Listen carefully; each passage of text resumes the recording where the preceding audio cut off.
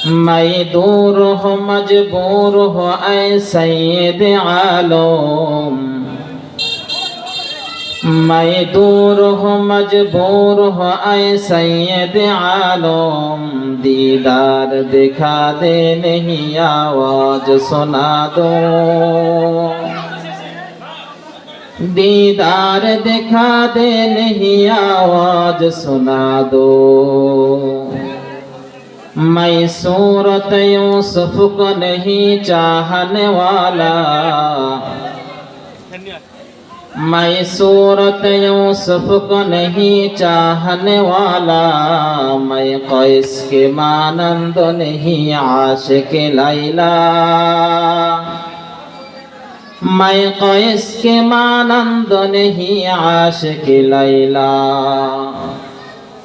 मैं आशिक मौला हूँ मेरा इश्क दीवाना, ए जुमला जहाँ जिसकी तजल्ली से उजाला, ए जुमला जहाँ जिसकी तजल्ली से उजाला। अल्हम्दुलिल्लाह, अल्लाह ताआलार दरबारे लाखो कोटी शुक्रिया जे महान रब्बुल आलामीन आमादेरके अत्यंत भालोबेशे मोहब्बत करे दीनी একটা পরিবেশ, দীনি মাহওয়াল আল্লাহ রাব্বুল আলামিন হাজারো লাখো কোটি কোটি মানুষের মধ্য থেকে ছাঁটাই বাছাই করে মুনতাকাফ করে আল্লাহ রাব্বুল আলামিন আমাদেরকে দীনি একটা পরিবেশের মধ্যে হযরত উলামায়ে কিরামের সুহবতে আসবার বসবার কিছু কথা বলা এবং শোনার তৌফিক দান করলেন। সে আল্লাহ রাব্বুল আলামিনের দরবারে অন্তরে অন্তঃস্থল থেকে দিলটা উজাড় করে কণ্ঠের সাথে কণ্ঠ মিলিয়ে সকলেই প্রাণ খুলে একবার শুকরিয়া আদায় করি আলহামদুলিল্লাহ। লাখ কোটি দরুদ ও সালাম সে মানবতার মুক্তির দূত রাহমাতুল লিল আলামিন ইমামুল মুরসালিন আকায়ে নামেদার তাজেদারে মদিনা हबीबे किबरिया जिगर गोशे आमिना अहमद मुस्तफ़ा मोहम्मद मुस्तफ़ा सल्लल्लाहु अलैहि वसल्लमेर दरबारे जिनार वसीला आज আমরা कुरान नामक किताब পেয়েছি, হাদিস नामक दौलत পেয়েছি, इस्लाम नामक धर्म পেয়েছি। সেই নবী আরবি सल्लल्लाहु अलैहि वसल्लमेर রওজায়ে আতহারে অন্তরে অন্তঃস্থল থেকে একবার দরুদে হাদিয়া পাঠিয়ে দেই। সকলেই বলেন সাল্লাল্লাহু আলাইহি ওয়াসাল্লাম। আলহামদুলিল্লাহ, আল্লাহ রাব্বুল আলামিন আমাদেরকে দুনিয়াতে নিয়ে আসছেন। তো আমরা দুনিয়াতে আসার পরে এক একজন ব্যক্তি এক একটা অবস্থার ভিতরে জড়িত আছি, অথবা এক একজন ব্যক্তি এক একটা কাজের মধ্যে জড়িত আছে, অথবা এক একজন ব্যক্তি এক একটা পেশার মধ্যে জড়িত আছে। যাই হোক, আল্লাহ তাআলা আমাদেরকে দুনিয়াতে প্রেরণ করছেন। তা আপনাদের মাঝে আমি কোরআনে হাকিম থেকে একটা আয়াতে কারিমা তিলাওয়াত করেছি। এই আয়াতে কারিমার ভিতরে আল্লাহ রাব্বুল আলামিন বলেন, ইয়াউমা ইয়াফিরুল মারউ মিন আখিহি ওয়া উম্মিহি ওয়া আবিহি ওয়া সাহিবাতিহি ওয়া বানিহি। দুনিয়ার মুসলমান দুনিয়ার মধ্য থেকে তোমার থেকে কিছু সময় তো চলে গেছে, এখন দুনিয়াতে আছো, কিন্তু একটা দিন থাকবা না।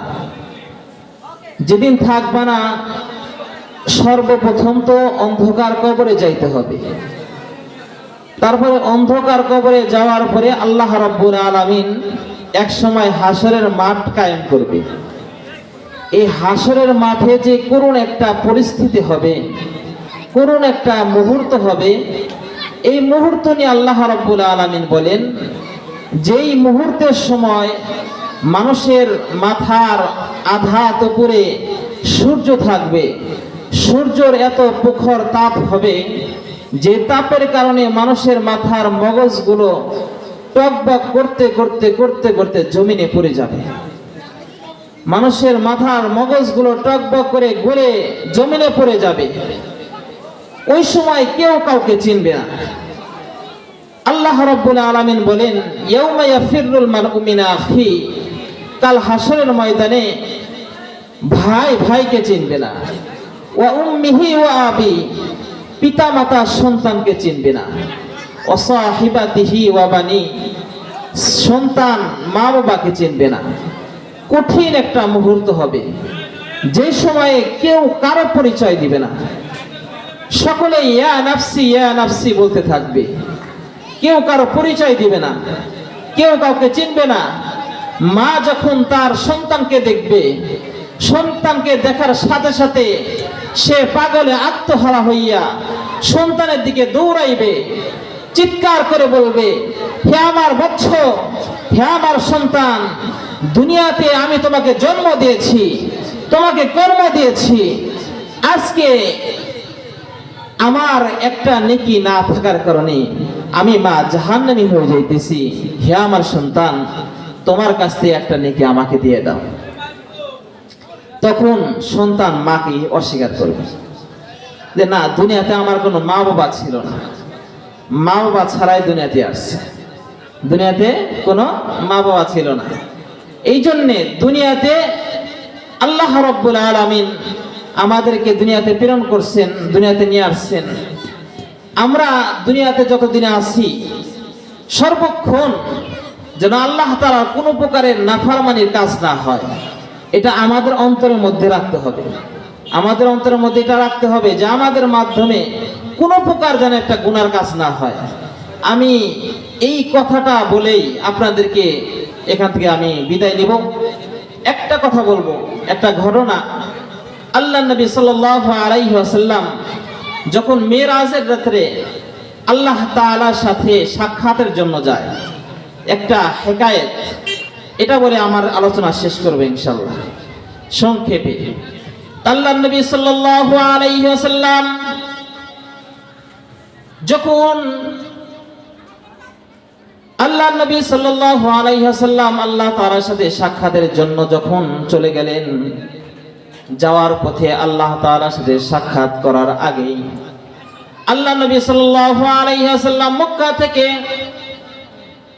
যখন বাইতুল মুকাদ্দাসে গেলেন, বাইতুল মুকাদ্দাসে যাওয়ার পথে পথিমধ্যে মিশর একটা জায়গা ছিল, যেই জায়গা দিয়ে তিনি যাইতেছিলেন, এমতো অবস্থাতে একটা কবর থেকে সুঘ্রাণ ভেসে আসতেছে। আল্লাহ নবী সাল্লাল্লাহু আলাইহি ওয়াসাল্লাম আশ্চর্য হয়ে গেলেন, কবর থেকে এত সুন্দর সুঘ্রাণ, জানি না এই কবরওয়ালাকে, তার কবর থেকে এত সুন্দর সুঘ্রাণ আসতেছে। আল্লাহ নবী সাল্লাল্লাহু আলাইহি ওয়াসাল্লাম আশ্চর্য হয়ে গেলেন। জিবরাইল আলাইহিস সালামকে জিজ্ঞাসা করলেন, ও ভাই জিবরাইল, এত সুন্দর সুঘ্রাণ আসতেছে, এটা আবার কার কবর? কোন বাদশার কবর? কোন দিনদারের কবর? কোন আল্লাহর ওলির কবর? যে কবরের ভিতর থেকে এত সুন্দর মিশকে আম্বরের চাইতেও বেশি সুঘ্রাণ আসতেছে। আল্লাহ নবী সাল্লাল্লাহু আলাইহি ওয়াসাল্লাম যখন এই প্রশ্ন হযরত জিবরাইল আলাইহিস সালামের কাছে করলেন, জিবরাইল আলাইহিস সালাম বললেন, ইয়া রাসূলুল্লাহ, ইয়া হাবিবাল্লাহ, এটা কোনো বাদশার কবর নয়, এটা কোনো বাদশার কবর নয়, কোনো বড়লোক কোনো ব্যক্তির কবর নয়, এটা একটা কৃতদাসী, ফেরাউনের কৃতদাসী, মেয়ের কৃতদাসী, ফেরাউনের পালক মেয়ের কৃতদাসীর কবর থেকে এত সুঘ্রাণ আসতেছে। কোন একটা দিন ফেরাউনের পালক মেয়ে, তার মাথায় এই কৃতদাসী, যার নামটা ছিল মাস্তা, সে ওই যে মহিলারা যায় একজন আরেকজনের মাধ্যমে মাথা আশ্রয় নেয়, একজন আরেকজনের মাধ্যমে মাথা আশ্রয় নেয়। এই কৃতদাসী ফেরাউনের পালক মেয়েকে মাথা আশ্রয় দিতেছে। যখন আশ্রয় দিতেছে, হঠাৎ করে চিরুনিটা ছুটে গিয়ে জমিনে পড়ে গেছে। তো সেই কৃতদাসী সুবহানাল্লাহ বলছে। আশ্চর্য কোন জিনিস হইলে তো সুবহানাল্লাহ আমরা বলি, সুবহানাল্লাহ বলছে। যখনই বলছে তখনই ফেরাউনের যে পালক মেয়ে ছিল সে খেপে গেছে। তুমি সুবহানাল্লাহ বললা, কোন রবের ইবাদত করো? কারণ ওই সময় তো ফিরাউন নিজেকে খোদা বলে দাবি করত। তুমি কোন রবের ইবাদত করো? তখন ফিরাউনের কাজের ফিরাউনের পালক মেয়ের যে কাজের বুয়া ছিল, সে বলতেছে আমি যে রবের ইবাদত করি তার পরিচয় চাও নাকি? আমি যে রবের ইবাদত করি, আল্লাযী রব্বি আল্লাযী রব্বাক আল্লাযী রব্বা আবাউকা, যে আমার রব তোমার রব, ও রব্বা আবাউকা, এবং তোমার বাবা যে আছে, যে নিজেকে খোদা বলে দাবি করে, ওই ফিরাউন যে নিজেকে খোদা বলে দাবি করে তার রব, আমি ওই রবের ইবাদত করি। সুবহানাল্লাহ বলেন, সুবহানাল্লাহ। আমি ওই রবের ইবাদত করি। একজন কাজের বুয়া, তা ফিরাউনের পালক মেয়ের কাজের বুয়া, সেই কথা বলছে। তখন ফিরাউনের কাছে মেয়ে দৌড়ায় গেছে, যাওয়ার পরে বলতেছে আবি আলাস্তা রব্বুনাল আলা, বাবা তুই কি আমাদের বড় খোদা নয়? তখন ফিরাউন বলছে বালা, হ্যাঁ আমি অবশ্যই তোমাদের বড় খোদা।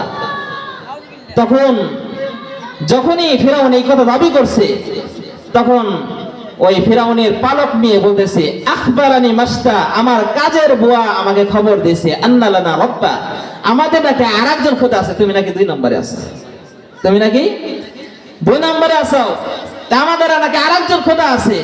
তখন বলছে কি খবর দিছে? ডাইকা নিয়ে এসো। ডাইকা নিয়ে আসছে। হ্যাঁ কি খবর দিছ? আমার বাড়িতে থাকো, আমার টাকা পয়সার মাধ্যমে যে খানাগুলো খরিদ করা হয় সেটাই তুমি খাও, আর আমার বাড়িতে থাকার পরেও তুমি আমাকে খোদা মানো না। তোমাকে এত বড় সাহস দিছে কে? তুমি কোন খোদা দাবি করছো? তখন এই মাস্টার বলছে যে কোন খোদা দাবি করছি জানো? তখন সে খোদার পরিচয় দিছে আল্লাযী রব্বি লা ইলাহা ইল্লা হুয়ার রহমানুর রহিম আল মালিকুল কুদ্দুসুস সালামুল মুমিনুল মুহাইমিনুল আজিজুল জব্বারুল মুতাকাব্বির আল খালিকুল বারিউল মুসাব্বিরুল গফফারুল কাহ্হাবুর ওয়াহ্হাব আর রাজ্জাকুল ফাত্তাহুল আলিমুল কাবিদুল বাসিত الخافض الرافع المعز المذل السميع البصير الحكم العدل اللطيف الخبير الحليم العظيم الغفور الشكور العلي الكبير الحفيظ المقيت الحسيب الجليل الكريم الرقيب المجيب الواسع الحكيم الودود المجيد الباعد الشهيد الحق الوكيل الكبي المتين الولي الحميد المحسن المبدع المحيي المميت الحي القيوم الواجد الماجد الواحد الأحد الصمد القادر المقتدر المقدم المؤخر الأول الآخر الظاهر الباطن الوالي المتعال البر التواب المعتكم العفو الرؤوف المالك الملك ذو الجلال والإكرام المقصد الجامع الغني المغني المانع الدار النافع النور الهادي البديع الباقي الوارث الرشيد الصبور فهو ربي وربك ضربا سبحان الله আল্লাহ তাআলা 99টা নাম বলে দিয়েছে যে আমি কোন রবের ইবাদত করি, চিনো না বুঝি রবকে? আল্লাহ তাআলা 99টা নাম বলে দিয়েছে। তখন হতভম্ব হয়ে গেছে, পুরা মজমার মানুষ হতভম্ব হয়ে গেছে। হ্যাঁ একজন কাজের বুয়া, সে ওই সময়ের বাচ্চা এবং যে নিজেকে খোদা দাবি করে, তার সামনে এত বড় কথা। তখন আশ্চর্য হয়ে গেছে।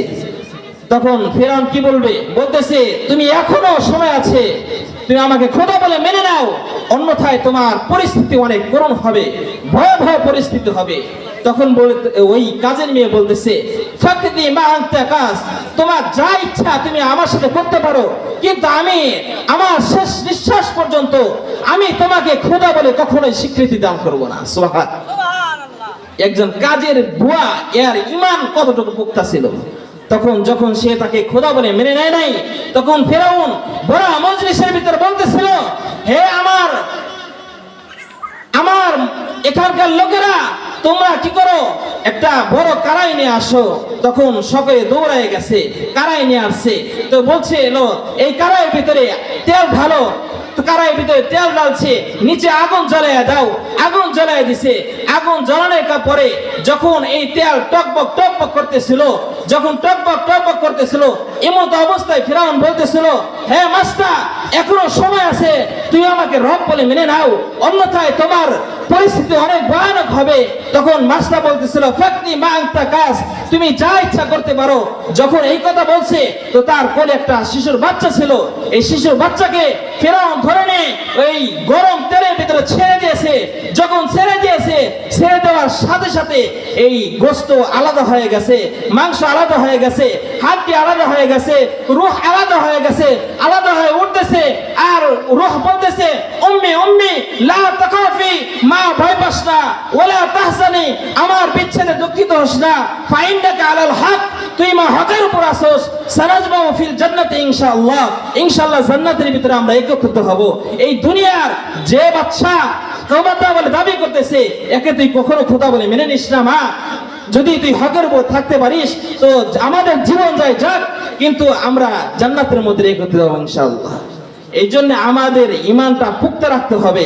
আমাদের সামনে অনেক সময় বাতিল এসে আমাদেরকে গ্রাস করে নিয়ে যাইতে চাইবে, ওই সময় যেন আমরা ইমান থেকে কখনো বঞ্চিত না হয়ে যাই, আমরা যেন ইমানের উপরে অটল থাকতে পারি।